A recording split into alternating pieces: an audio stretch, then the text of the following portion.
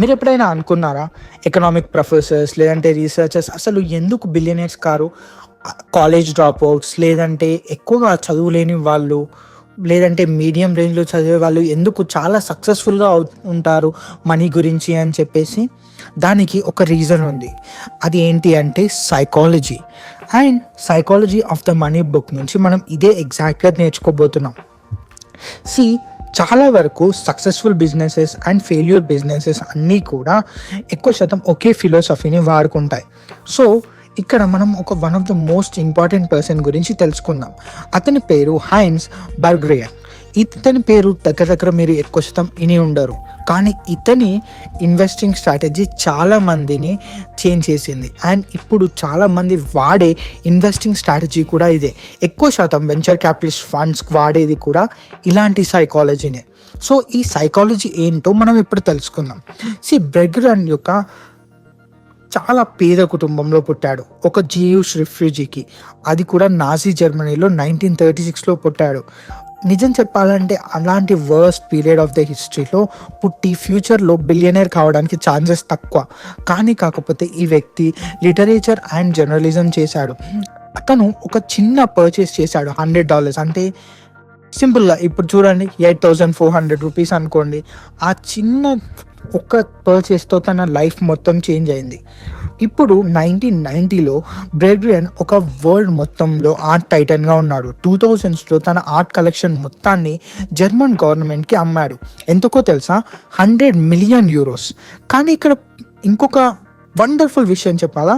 నిజం చెప్పాలంటే ఇది దాని రియల్ వాల్యూకి 10 times తక్కువ. అంటే ఒరిజినల్ వాల్యూ వచ్చేసి $1 బిలియన్.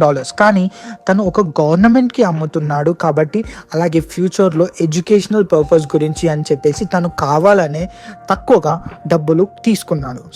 అతని మంచితనం అది. అండ్ కాకపోతే తను ప్రాఫిట్ లేదా అంటే చాలా ఎక్కువగా ప్రాఫిట్ ఉంది. సో ఈ కూల్ స్టోరీలో మీకు ఏంటి తెలిసింది? ఇక్కడ సీక్రెట్ సాస్ ఏంటి తెలుసా? Quantity over quality. అండ్ చాలాసార్లు మనం విని ఉంటాం క్వాలిటీ ఓవర్ క్వాంటిటీ అని. కానీ ఇక్కడ వెంచర్ క్యాపిటలిస్టులు అండ్ చాలా ఎక్కువ డబ్బులు ఉన్న వాళ్ళు యూజ్ చేసేది ఇదే, క్వాంటిటీ ఓవర్ క్వాలిటీ. ఈ గ్రేట్ స్టోరీలో ఒక బిజినెస్ యాంగిల్ ఉంది. ఏంటో తెలుసా?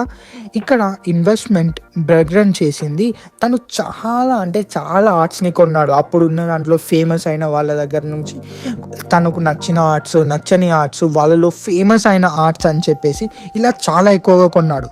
అండ్ ఇన్ని మ్యాసివ్ ఐటమ్స్ ఉన్నప్పుడు దాంట్లో ఏదో ఒక్కటైనా గోల్డ్ మైన్ అయిందనుకోండి, చాలా ఎక్కువగా డబ్బులు అవుతాయి. సో వీటిని లాంగ్ టర్మ్ ఉంచుకుంటే ఆర్ట్స్ని ఎస్పెషల్గా అవి చాలా వరకు ఎక్కువ డబ్బులు ఉంచుకుంటారు. అండ్ తను కలెక్ట్ చేసిన ఆర్ట్స్ అన్నీ కూడా గొప్ప ఇన్వెస్ట్మెంట్స్ కాదు, 99% డట్స్ మాత్రమే. అంటే ఎలాంటి ఎక్కువ వాల్యూ ఏం పెరగలేదు. కానీ రిమైనింగ్ 1% మాత్రం ఒక రేంజ్ ఎక్స్పోనెన్షియల్లో పెరిగింది. సింపుల్గా చూడండి, నాస్డాక్ లాస్ట్ 1 yearలో దగ్గర ఏదైతే పోర్ట్ఫోలియో మొత్తం పెరిగిందో దాంట్లో 50% ఆఫ్ ద గ్రోత్ ఓన్లీ 7 కంపెనీస్కి మాత్రమే వచ్చింది. ఎందుకు? S&P 500 కంపెనీస్లో ఓన్లీ 7 కంపెనీస్ మాత్రమే మ్యాక్సిమం ప్రాఫిట్స్ని తీసుకొని వచ్చాయి. So that is the quantity over quality. మీకు ఆ 7 కంపెనీస్ ఏదో తెలియకపోవచ్చు 1 yearలో, కానీ ఒకవేళ మొత్తంలో మీరు ఇన్వెస్ట్ చేసి ఉంటే ఖచ్చితంగా ఆ ప్రాఫిట్స్లో మీకు కూడా వచ్చేది. ఇక్కడ ప్రతి ఒక్కరు లాంగ్ స్ట్రాటజీస్ చూస్ చేసుకోవాలి. ఈరోజు డబ్బులు పెట్టి రేపే అవుతుంది అని అనుకోకండి. అందుకే చాలామంది ఎకనామిక్ ప్రొఫెసర్స్ అయినా రీసెర్చర్స్ అయినా ఏం చేస్తారంటే, ఏదైనా సడన్గా వస్తుంది అంటే మార్కెట్స్ క్రాష్ అవుతున్నాయి, లేదంటే ఎకనామిక్ డిజాస్టర్ రాబోతుంది, పొలిటికల్ ఇన్స్టెబిలిటీ రాబోతుంది అని చెప్పేసి అవసరమైన దానికన్నా ఎక్కువగా ఆలోచించి ఎక్కువగా రీసెర్చ్ చేస్తారు. సో దానివల్ల ఏమవుతుందంటే వాళ్ళు ఎక్కువ భయంగా వాళ్ళ ఇన్వెస్ట్మెంట్స్ మొత్తాన్ని ప్రాఫిట్గా రాకముందే చేస్తారు. అండ్ నార్మల్గా ఉన్నోళ్ళు సరే ఈరోజు కాకపోతే రేపు వస్తాయి కదా, ఇది లాంగ్ టర్మ్ కదా అని చెప్పేసి మళ్ళీ ఇన్వెస్ట్ చేసుకుంటూనే ఉంటారు. అలా చేసినప్పుడు వాళ్ళ లాంగ్ టర్మ్లో చూసుకున్నట్టయితే చాలా ఎక్కువగా గ్రోత్ ఉంటుంది. అండ్ ఇక్కడ మనం కీగా యూజ్ చేయాల్సింది ఏంటి అంటే డైవర్సిఫికేషన్. మీరు ఎలాంటి ఇన్వెస్ట్మెంట్ చేసినా సరే చాలా ఎక్కువగా డైవర్సిఫై చేయండి. అండ్ ఎలాంటి ఫెయిల్యూర్స్కైనా సరే ఫస్టే ప్రిపేర్ కండి. నార్మల్ కాదు, అవి మనం అనుకున్నట్టు జరగవు. అండ్ ఖచ్చితంగా లాంగ్ గేమ్ ప్లే చేయండి.